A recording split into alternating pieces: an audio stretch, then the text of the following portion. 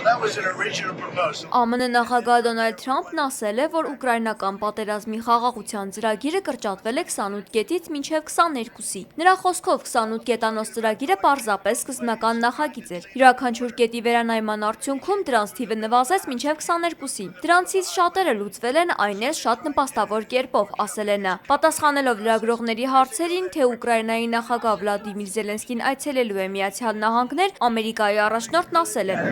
Զելենսկին կցանկանար գալ, բայց կարծում եմ, որ նախ պետք է գործարքը կնքենք։ Մենք բանակցային լավ հարաբերություններ ունենք, որոշակի բանակցություններ ենք վարում նաև Ռուսաստանի հետ։ Ուկրաինայի մոտ ամեն ինչ լավ է, կարծում եմ, որ նրանք շատ գոհ են։ Մենք առաջընթաց ենք գրանցում։ Ես կարծում էի, որ դա կլինի ամենահեշտ լուծումներից մեկը, հաշվի առնելով իմ հարաբերությունները նախագահ Պուտինի հետ, բայց դա հավանաբար ամենադժվարներից մեկն է։ Այստեղ շատ ատելություն կա։